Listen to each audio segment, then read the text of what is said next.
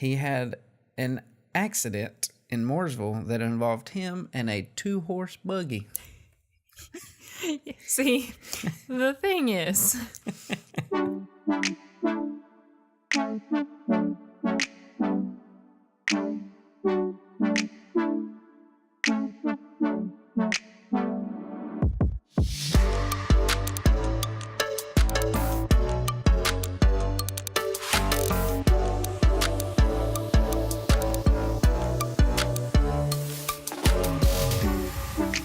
welcome to the Charlotte Buzz, where we drink beer from local breweries while telling stories about the neighborhoods they're from.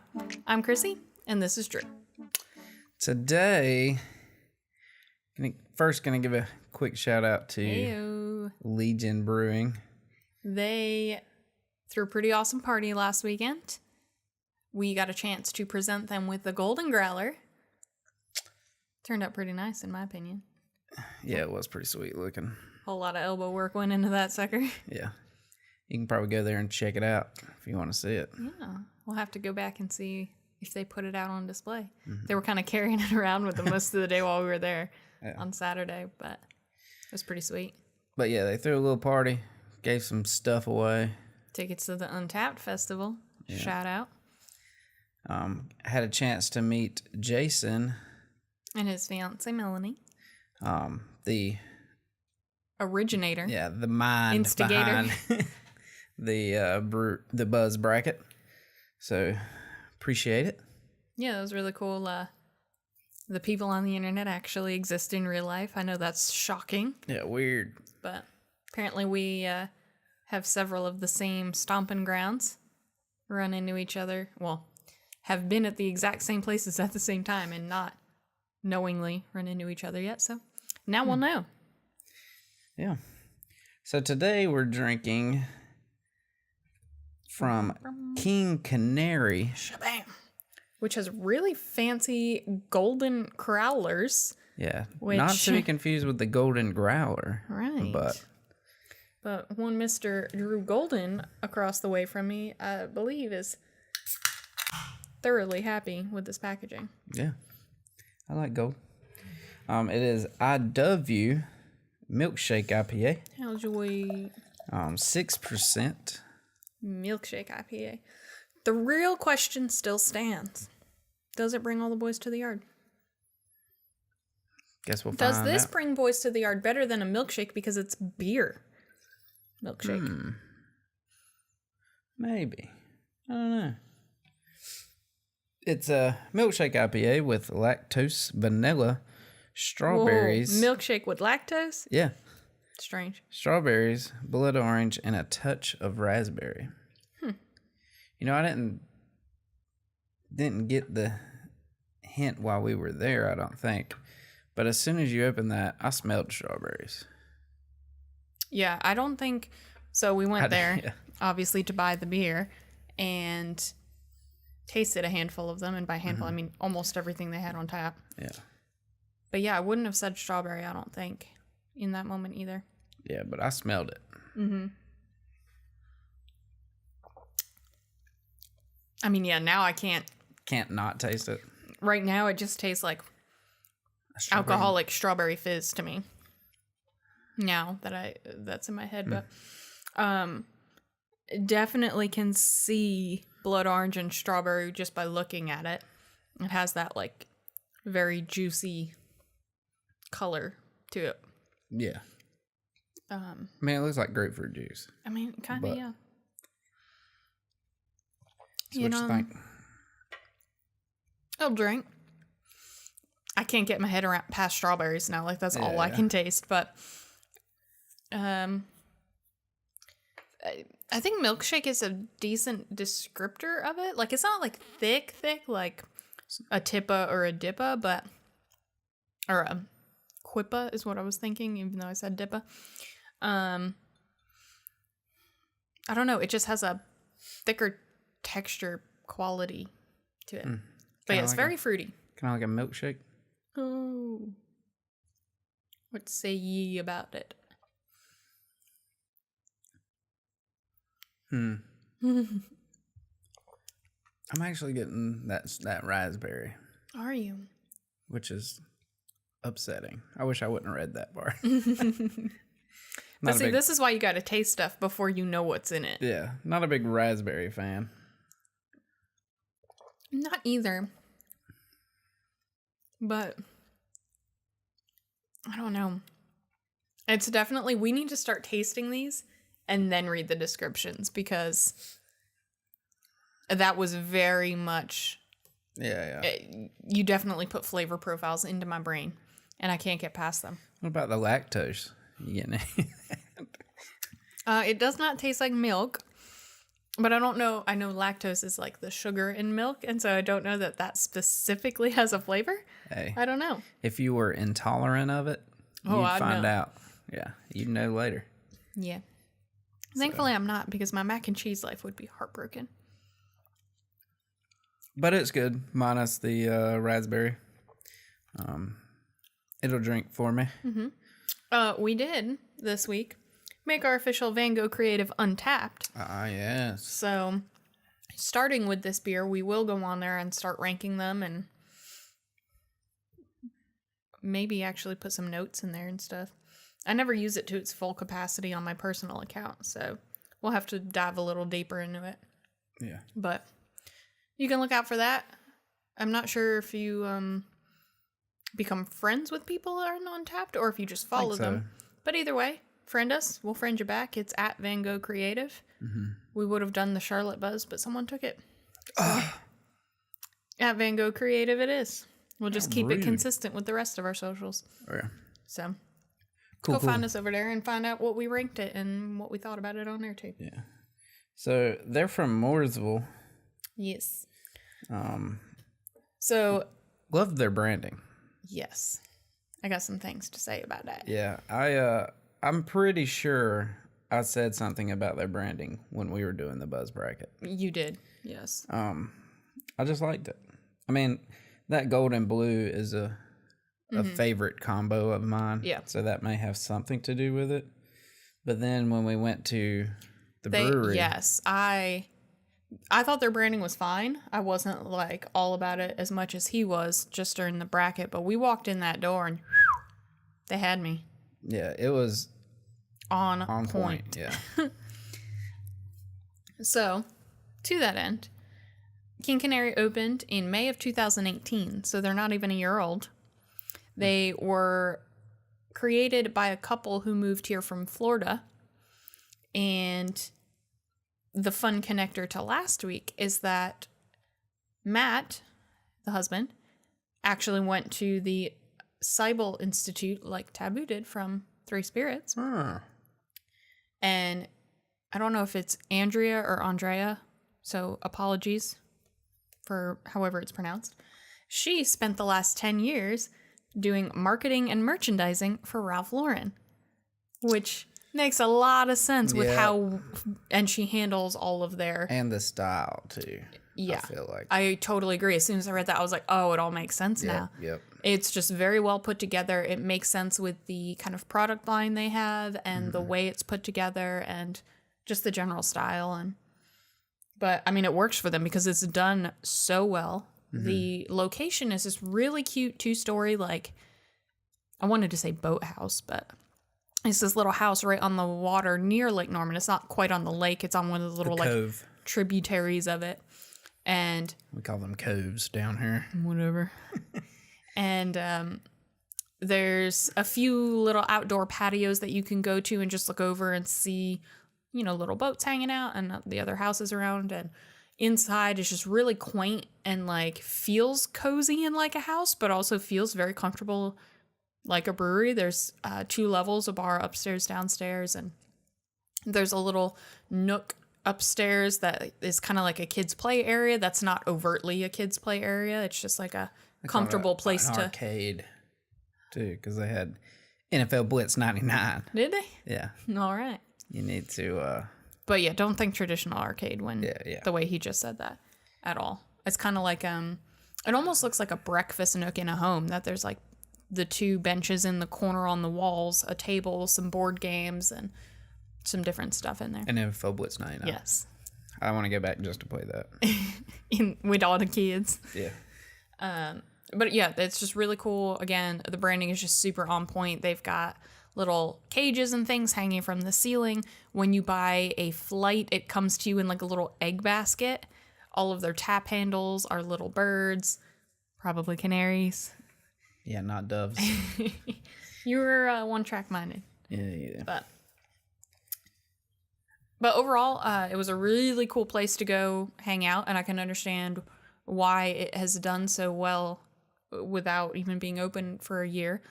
And I gotta say, we were there 5 minutes before they opened, and we were sitting there in the parking lot just waiting. The entire parking lot was full by the time those 5 minutes were up. On a Thursday. Yeah. At Thursday. 4. Yeah. Like, people should have still been in work. It wasn't even Friday yet. Like, it was nuts. The doors were like just being unlocked, and the entire parking lot was full, and people were parking on the grass. I was shocked. Yeah. And I mean, I can understand why. It was a really cool place. Mm-hmm. The only thing I have to say, with how incredible their branding is and how on point it is and all across the board, their website's just a landing page. I got no information about who they are, where they're from, the story behind their name. I don't know anything about their beers. So It looks good. It does but look not good. very effective. Yeah. So, King Canary folk, Matt, Andrea, hit us up. Yeah. We'd like to partner with you a little bit. Yeah, just at Van Gogh Creative. Hit us up. We're here for you. But, so in honor of them, we're going to look into Mooresville. Mm-hmm. And I'm just going to turn it right over to you and let you dive in and see what you got. Woohoo. So, as a lot of people know, Mooresville is known as Race City, USA. What? Yeah, it's a thing. What? Yeah, that name came about in the late 80s, early 90s. So not as old as racing is. Mm-hmm. They were called that because a lot of racing teams and other businesses that deal with the racing industry ended up moving to Mooresville from Charlotte and other surrounding areas. Had something to do with lower taxes. Not really sure what exactly. I didn't research it or anything. That's fair. Because that's not my story. Well, But all right. that's where you get the Race City, USA. Okay. But before that, Mm-hmm. in the early 1900s, Whoa. there was a fella named Gray Sloop. Heck of a name. Interesting. Tell me about Mr. Sloop. Yeah. He was a motorcycle racer. Oh, I'm not surprised why you picked this story. Tell me more. Yeah, so if you know anything about motorcycle racing, it's not that safe. Shocker. Especially in the early 1900s. And this comes from a person, I'm not anti-motorcycle. Like, I remember being in diapers on motorcycles as a kid. So, I'm not like anti-motorcycle, but shocker, motorcycle racing is not the safest? Yeah. What? So nowadays they have like airbags in their suits. So whenever they make contact with the ground. They don't become road pizza quite so quickly. Yeah. So it's a lot safer than it was. They're like but a road pizza puff. early 1900s is very deadly. Yeah. Our boy Gray was born in Sloop. August of 1889. Ooh, that's a decade before you. Yeah, full decade. Century. Full 100 years before me. Yeah. It's unclear when he became such a racing icon, Okay. but he did enter into a race in Elgin, Illinois, which was recognized as the first nationally sanctioned motorcycle race in the United States. Ooh, that's cool. So it says he was the North Carolina champion before that, but I couldn't find any information on that race. But we do have information on this race. All right. He was 23 at the time. This is 1913. Okay. And being from Mooresville and this race being in Illinois, when he signed up, people were confused. Because travel, not so much a thing. Yeah. So I have an excerpt from Motorcycle Illustrated about out. what people said when they saw his entrance into this race. All right, tell me. One of the latest entries to be received is from Mooresville, North Carolina, and is signed Gray Sloop. This entry puzzled the contest committee for some time, and Chairman Hill was inclined to believe that someone had worked in a yacht by mistake, because a sloop is a boat. Oh. So they were thinking a gray boat. Interesting. So he learned that Gray Sloop is a youngster who sprang from nowhere this year and romped off with the motorcycle championship of North Carolina. Romped. Yeah. Sloop will ride a Reading Standard machine in the Elgin race, and he is being talked of as a dark horse who is likely to spring surprises. Ooh. That's Sloop. Yeah. Little tie-in to Pennsylvania. A Reading Standard machine was made in Reading, Pennsylvania. I heard Reading, and that's what I thought, but and thank they you were, for confirming. Yeah, they were completely custom motorcycles built for the riders. Ooh. So that's what he drove at first. Nice. So Sloop ended up not being a dark horse. Dang. He had some complications and didn't finish the race. Ooh. All right. During qualifying, he had some brake malfunctions. Mm-hmm. You need those. A little bit. But he eventually qualified, and during the race, he broke over 10 chains on his motorcycle. Crap. I mean, if you've ever rode a bicycle, you need the chain and you need the brake. Yeah. That's like two main components of the... Yeah, them chains will pop off. The movement and stoppage. So he wasn't the only one, though. So it wasn't like, oh, he sucks. Like he's incompetent. It's just part of the game at that time. Yeah, 43 riders started, only 10 finished.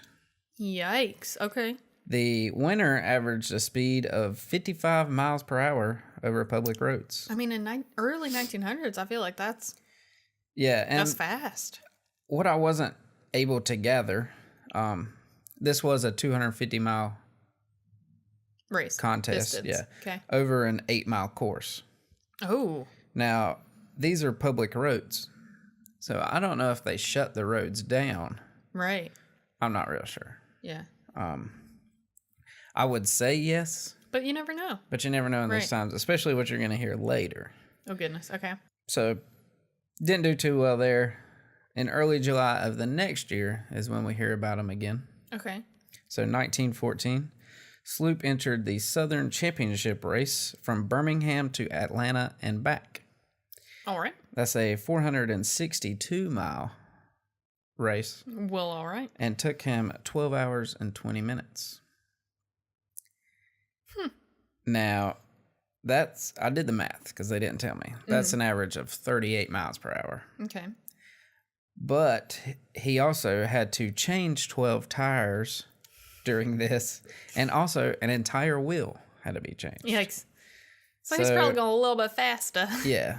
But if you count in all the time that I'm not sure how long probably that takes. a solid hour that's just downtime. Yeah, of him changing tires. Yeah. Because, that's not something you got a pit crew that can just zoop, zoop, zoop, and back out. But he won first place. Heck yeah, man. Get it, Sloop. So maybe the second place guy had to change 13 tires and replace a wheel. I mean, yeah, maybe. Who knows? Later that same month, he heads back to Charlotte area. Okay. And he's going to race a fella by the name of Archie Templeton. Hey. Wasn't Templeton a mouse in something?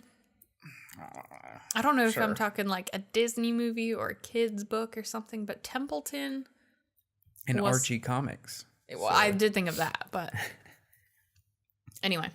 So, go on. Yeah. My ADD brain. They were going to race from Charlotte to Columbia and back. Okay.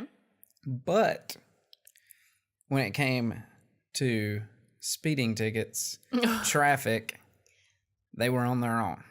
So I'm going to say this is an unsanctioned event. It sounds like it. Where they're just like, I'll beat you there and back. Yeah. Kind of deal. Pinks. Old Sloop had That's my favorite name. Had engine problems 4 miles from the finish line, though. And old Archie took the W. Damn it, Archie. Yep. He just has issues. I mean, apparently everybody does. Yeah. But so yeah, he didn't win that. But he did race Labor Day weekend that same year. Okay. On a 50-mile professional race. So he ain't got to worry about speeding tickets this good. time. It was the Isle of Palms race near Charleston, South Carolina. He won first place in this one. Get it. And reached a speed of 92 miles an hour. Dang. So homeboy was moving. I think by this time he had switched to Harley Davidsons. Hey. He sold Harley Davidsons at his shop in Mooresville. So he's racing them now. Everybody was pretty surprised that he won this race, though, even though he was a fairly competent rider. Sure. The week prior, he had an accident in Mooresville that involved him and a 2-horse buggy. See, the thing is, one, in that time period, that makes sense. Yeah. But two, is that doesn't seem as strange to me as it may to you, because even though you're from the South, I come from an hour outside of Amish country. Yeah. So seeing a horse and buggy is not all, I mean, in where I specifically grew up, it's very uncommon, but it's an hour away. Yeah. So it's not uncommon for me to have seen a horse and buggy just trucking along. Yeah. And I'm a little more concerned for the horses. This reminds me of the story of the two. There were only 2 cars in Ohio. And they crashed into each other. That's kind of what I'm thinking about. There was one motorcycle in Mooresville, and he runs into... One horse and a buggy, yeah. Yeah. You're not wrong. I have an excerpt from the Mooresville Enterprise. Tell me. On this accident. Sloop was knocked senseless to the ground by the impact from the tongue of the Surrey. I know there's a tongue as part of a wagon because of Oregon Trail. Yep. Carry on. His left arm struck the pole and the muscles were cut pretty severely. Oh. While down, a horse stepped on his hip. Oh. After regaining consciousness, Sloop somehow managed to get back on his cycle, which was relatively undamaged, and get medical help. Well, rock on, Sloop. I mean, the buggy couldn't even drive him to the hospital. He had to drive himself. What kind of crap is that? Dang. I mean, get it, Sloop. But next week, wins the race. Yeah. Killed it. Yeah. No spoon. So, I mean, I'm impressed. Sloop's last race was Thanksgiving Day, 1914. Okay. It was the Savannah 300 road race in, you guessed it, Savannah. This course wound through the city and consisted of 27 laps of 11 miles. While on lap 3 of the race, he fell and cracked the right side of his handlebar.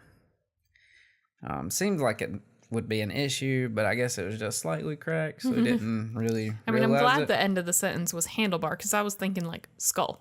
So, carry on. Well, That's coming. Later that same lap, the handlebar cracked completely off. Oh, hey. So now he's just driving with his left handlebar. And coming to a dangerous curve with just that one handlebar. Hits an embankment. Throws him off his bike. And he breaks his back, neck, hip, and leg and was pronounced dead at the scene. Oh, Sloop went slop. Yep. So 25 years old. You know, we only have racing history on him for just over a year. But he did decently well. He was even so well known in the racing industry that the New York Times had an article about his death. Well, okay. And I would like to argue that Gray Sloop was the first to make Mooresville Race City, USA. Mic drop. And that's it. I mean, I think that's a valid argument. I mean, New York Times, 1915. 1914. yeah. Yeah. I mean, yeah. I'd say News so. don't make it up to New York from Mooresville, North Carolina. It surely does not. I can vouch for that. You had to have been something. I can vouch for that in the 2000s that North Carolina news don't make it up to the greater Northeast that often. So he was kind of a big deal. I mean, for someone named a gray boat. Yeah. Not even like a pretty colored boat. Yeah, Gray just boat. a gray boat. He, I think he wins. Mm-hmm. Dang. I mean, well. Also, it must have all happened really fast because I feel like if your handlebar breaks off, you'd stop. But it must have been nobody even knew what happened, apparently. And during the investigation, they found his handlebar, like, back up the road. Oh. So they were like, oh, okay. Yikes. That was an issue. That's the thing. That sucks. Yeah. So, Grace Sloop. That was my story. Mr. Race City. Yeah, I think he deserves that title. Yep. Well, I feel like mine is significantly less exciting. Okay. But good human interest piece. Very interesting. So,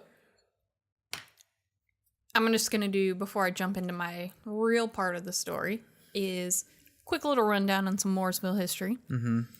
You did mention it's known as Race City, USA. It's in Iredell County, which I learned how to say last week. Yep, not Iredell. Correct. The earliest families came to settle in the area in the mid-1700s. Mm-hmm. So, several plantations grew from them in that area over time, and then in 1856, a railroad was put on the ridge of John Franklin Moore, and he set up a depot and encouraged others to help him establish a town there. With the Civil War, train tracks were removed, added. It was kind of a cluster, and so progress was hit or miss there for a while. But after the war ended, the town started to grow and flourish. It became known as Moore's Siding. I'm not quite sure what siding means, but it was like, Moore basically started it. So, and then after the Civil War, he found the need to incorporate the town. And so officially in 1873, the town became Mooresville. Shabam. So I started playing around on the Mooresville Museum website, which, FYI, if y'all want to connect with us for some help on your website, we're here for you. A lot of plugs this. Yeah. I mean, I guess I've seen worse, but they could definitely go for an upgrade. So, at Vanguard Creative, hit us up. So, again, those early settlers in the mid-1700s, they were English, German, and Scot-Irish.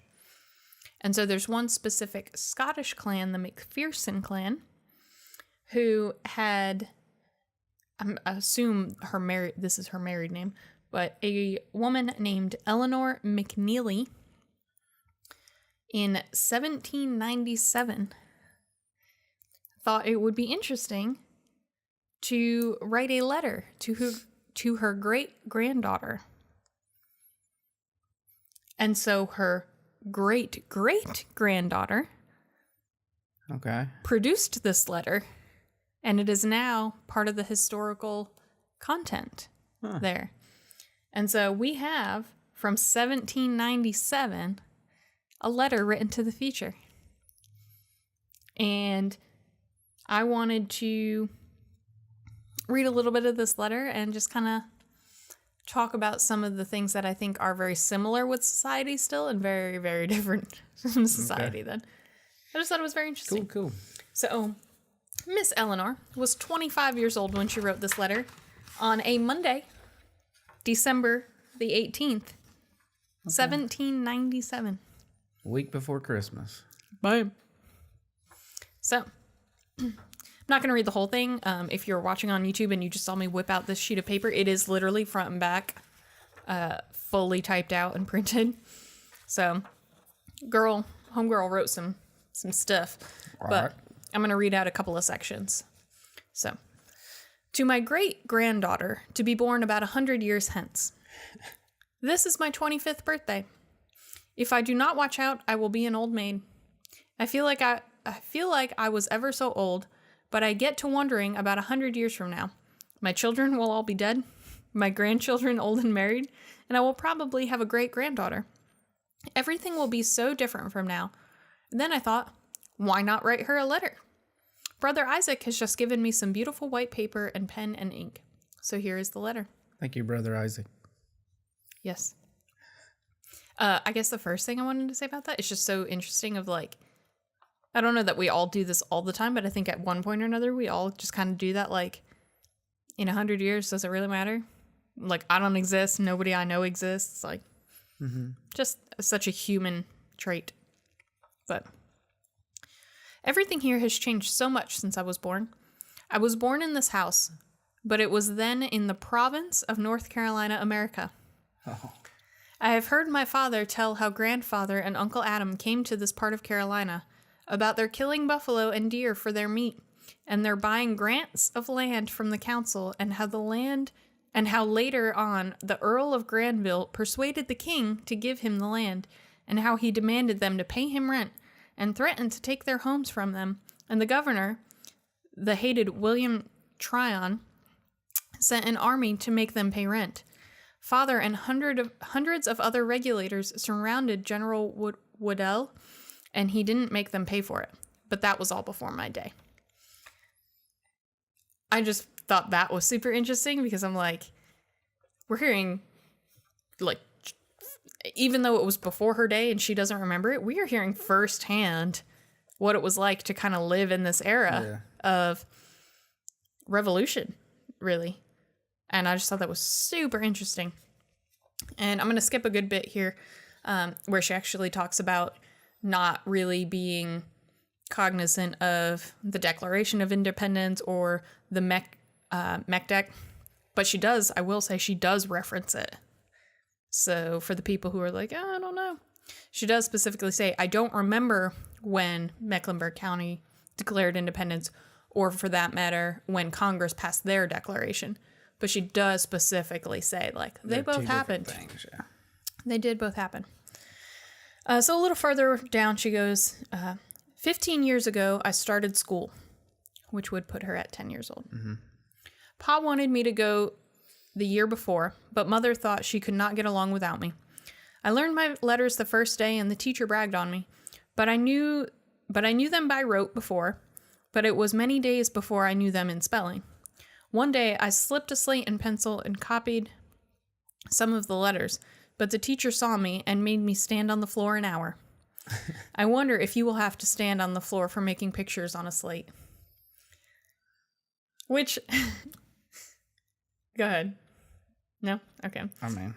So many things there of just, one, she started school at 10, but it's really interesting to me. I guess it's kind of that, like, Little House on the Prairie type of feel of just, like...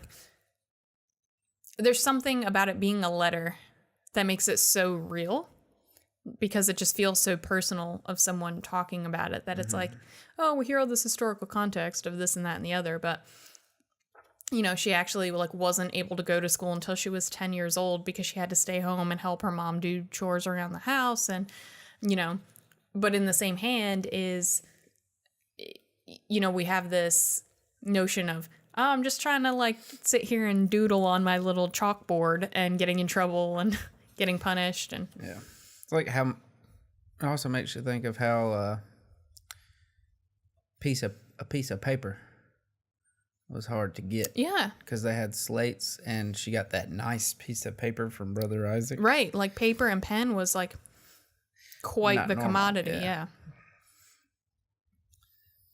So she goes on to say a little bit more. And then, we had nearly an acre of cotton in the last summer and have enough to clothe the whole family. But it is such a job to pick the seeds out. Pa fixed a little press to squeeze the seeds out, but it busts some of the seeds and messes up the lint. Mother says it isn't much of a job when a dozen persons get at it. Mother and Maggie have done the weaving and I have done most of the spinning, but the family is getting small now. Only 10 left at home to make clothes for. So this part I just wanted to comment on is one, yes, the chores are very different than what we experience now, but I mean, life keeps on keeping on. We're all just like, I had to do laundry. I had to deal with this crap, you know, like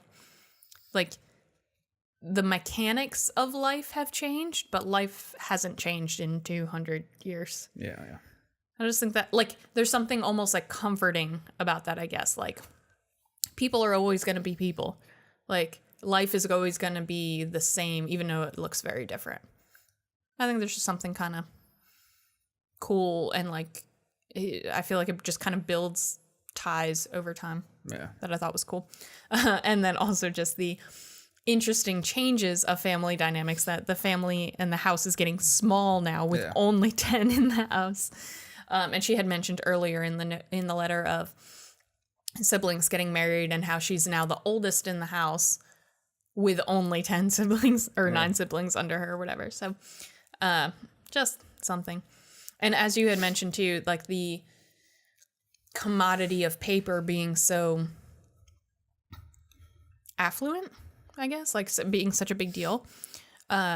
She says in the next paragraph how she wanted to mail a letter to her brother who had gotten her the paper, and went to the postmaster, and he tried to charge her 50 cents to mail it because he said there were 2 sheets and she had to open it and show him it was only 1 sheet of paper. But even then I was like, 50 cents? Like, today in 2019, we pay 55 cents to mail a letter. Yeah, but that was probably like sending right, and that's package. And so that's why I went through this kind of roller coaster. Horses. I mean, yeah, it was kind of like a roller coaster of a thought process for me of like, holy crap, 50 cents in 1797, and here in 2019 we're paying 55 cents. And I was like, but also, yeah, in that time, that this was freaking first class airmail, overnighted, like you were paying for all of that. And then I guess just with the times, as it still took a month to get there. Yeah, as technology got better, the ratio of cost per whatever decreased, and then kind of slowly increasing now because it's just not popular anymore. But I just thought that was really interesting. She then goes on to talk about how they'll go to Sunday school or they'll go to church every once in a while, but not often because it's 6 miles to walk one way uphill in the snow. But seriously, 6 miles to walk one way to go to their church, but it was only a mile to our schoolhouse. And then the next sentence is, I wonder how far you will have to walk when you get big enough to go to school. And I just think that's so interesting, like how much times have changed. I mean, there's still people walking a mile to school these days. Yeah. I'd say. But it's not the norm, and it's not like... I think just the general mindset of all of it, that I get to go to school finally at, 10, 12 years old. And it's like, oh, I finally get to do this. Hooray, this is awesome. I'm going to walk a mile there. I'm going to walk a mile back. And you're dressed way fancier than we are now. And like, just all kinds of stuff. And like, that's just normal. Where we're like, ugh, I have to wait 5 minutes to drive 5 miles up the road to go get ice cream. My life is hard. Like, I mean, like, I listen to the radio and they jokingly do like, oh, here's first world problems today. Yeah. And they'll say all this stupid stuff. And it's like, but, like we joke about it, but also like, that's kind of real. I just think it's really interesting. And it's just so interesting to kind of like put yourself in her place of like, hey, this is what's normal for me. I wonder what it'll be like for you. And you're like, it's going to be nothing at all. And I mean, when she was talking, she's saying 100 years in the future. So we're still looking at just shy of 1900. So in theory, things haven't changed. I mean, they've changed drastically, but not nearly as drastically as they have now. Yeah. But still, it's nuts. It's just nuts to think about. So later in that paragraph, she goes, I wonder if they will let girls go to college 100 years from now. Stranger things than that have happened.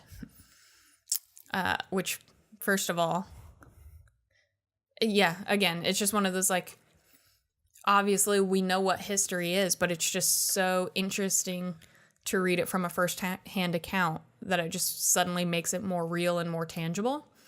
That, yeah, I just thought that was so interesting. The rest of this paragraph, I knew the history of what I'm about to say, but I guess my brain didn't put the dates with it and just assumed this was later in history. Like, I was actually kind of shocked that she was already talking about some of these things in this letter. Like, I figured it was 100 years later or whatever. And yeah, I think I need a better timeline of general history in my head for this. But our preacher said that the time would come when we would not be surprised when we could get our own pictures made without sending for the painter. He had looked through a box and saw the person head down. It made quite a good picture. He said that in Paris, France, there was a man who made pictures on a copper plate. I wonder if you will ever have your picture made. There are so many new things in the world now. The world has changed so much in the past 25 years. What will it be in the next 100? I wonder if they will ever learn to write by machinery. And like, write by machinery. Which I'm like, I want to laugh because I have printed this out on my computer and wireless printer to read this from. Yeah. And I'm like, they're talking, like she is predicting more or less like the printing press and typewriters and computers and, the whole nine. And also I knew kind of the history of photography in France and all of that and how this all started, but 1797, that chatter was already in freaking Mooresville, North Carolina. Like, I didn't realize that it had happened that early, I guess. Well, I think the printing press was like earlier than that. So maybe she is meaning more of a typewriter type thing. I'm not sure. I forget when Gutenberg. Because didn't Benjamin Franklin have a printing press? I don't know. There's an episode of Boy Meets World about this, about Gutenberg and the printing press. And they do this whole, it's meant to be like a Jeopardy game show type thing, and Topanga's on it with the smart kids.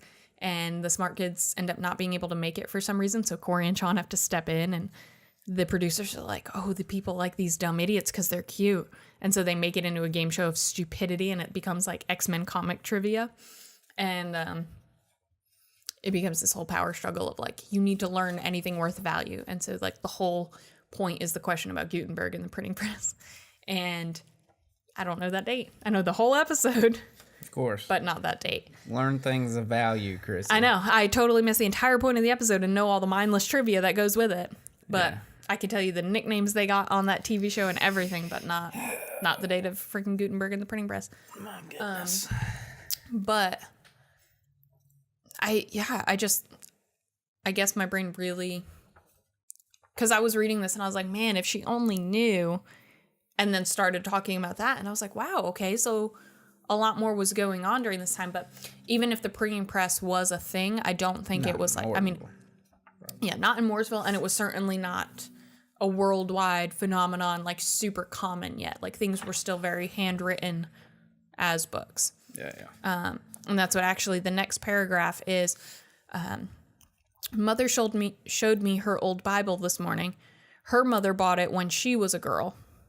It is the finest book I have ever seen.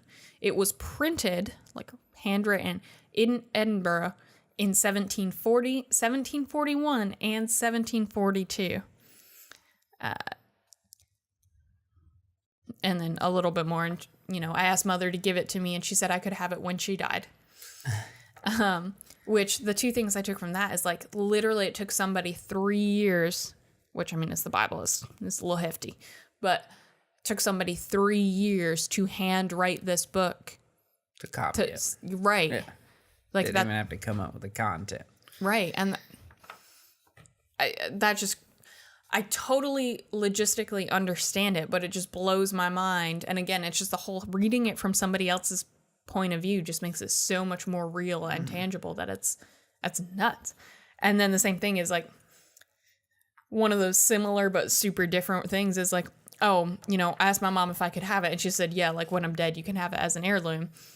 And I feel like to a certain degree, that's kind of a common thing still. Like, oh, can I have this? Like, yeah, you can have it like when my time comes, you know? Yeah. But I feel like in this sense, it was just super literal of like, yes, you can. Yeah, in the next 20 years. Right. Like it's like it was just a much more like gritty, real conversation of like, yo, I'm going to die and then you can have it and then, you know, whatever. Yeah. Where for us, it's just kind of this like smiles and nods and like, yeah, sure, someday, whatever, haha. Like, I don't know. I feel like life was just way more serious, understandably so. Something that, you know, a sentence that could be taken an entirely different way today. Just, it has so much more depth 200 years ago. But, so, kind of closing remarks here. If the Lord will, I want to live in this world 50 more years. If I do, I am sure I will see many strange things in this world. I may want to go out west, even as far as the Great River, possibly over it, but I do not want to go out of the United States, the country in which I now live. With the best wishes, I close this letter, wishing you a long and happy life and many wonderful birthdays. Your loving great-grandmother, Eleanor McNeely. Oh, Eleanor. Good old Eleanor. That's another thing that happened back then that doesn't happen now. Strange People name names. their kids Eleanor and Gray Sloop. Well, I mean, you're not wrong. Well, we do have a Gray. Mm-hmm. He won the Buzz Bracket. He sure did. But what I think is well, also, this was 1797. And all I could think of when I heard Eleanor was The Raven by Edgar Allan Poe. And so that's, I mean, much more current. But I just think it's super interesting because there's so much of that that's obviously super dated. And it's just really cool to read a letter from somebody because it does make it so much more real. But also how much of that is just so human and how 200 plus years later that still translates straight across the board. Like, we still have people who do like time capsules. When I was in 5th grade, we had a teacher who had us write letters to our future selves, and when we were graduating high school, brought us back so we could read through these letters of where we expected we would be. I watch How I Met Your Mother, and there's an episode where Marshall reads this old letter that he wrote to his future self, and Mr. Beast, Casey Neistat was talking about it. Mr. Beast on YouTube did a YouTube video, filmed himself and said, like, for 2 years in the future, and just said, hey, like, you know, this is where I'm at now. This is where I hope you are in 2 years. And posted it to post in the future 2 years, totally forgot about it. And then bloop, up this thing popped 2 years later. And he was like, holy, you know, like, it's just such a human thing to kind of guess and look to the future and want to sort of leave this mark of, hey, remember me. This is where I've been. This is who I am. This is what I'm doing. And whether it's to a future version of ourselves or to, you know, in this time looking to quite literally a future version of themselves, like their offspring. Like things like that just transcend our humanity, or I find so interesting. And then in the same hand, it's like, yeah, like there's so many things that are just wildly different in the semantics, but we're still people. We're still complaining about chores. We're still interested to grow and learn and travel and do. But it's just so interesting to me. Sure. And I just think it's cool that, like, there's things that we look at as super outrageous. And she's like, oh, you know, like, you know, crazier things have happened. Maybe they'll let girls go to school. And I mean, the world would end if they denied a girl a chance to go to school now, you know, like, which I'm thankful for. But I mean, it just makes me wonder, like, I feel like we need to do a time capsule. Like, let's do the, we're not going to, I'm just saying, like, you know, what are our predictions for the future? What do we think? Like, let's just put a little mark in the world of, these are the things that we think are absolutely crazy right now. And 50 years, 100 years from now, like, what does the world look like? Because they think it's ridiculous that we think that's impossible.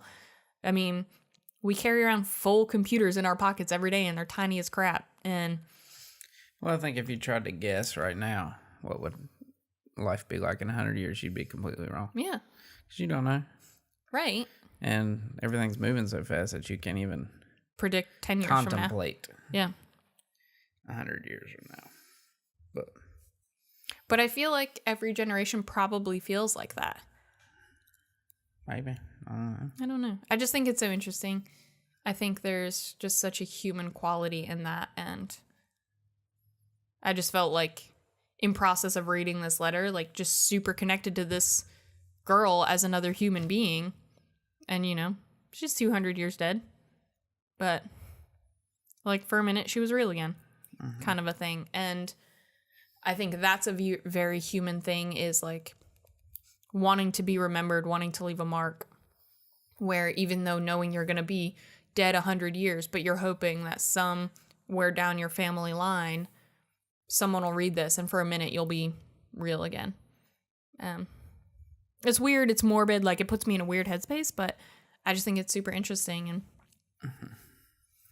yeah, so cool. I just wanted us to take a little deep dive into the early families of Mooresville before it actually became Mooresville.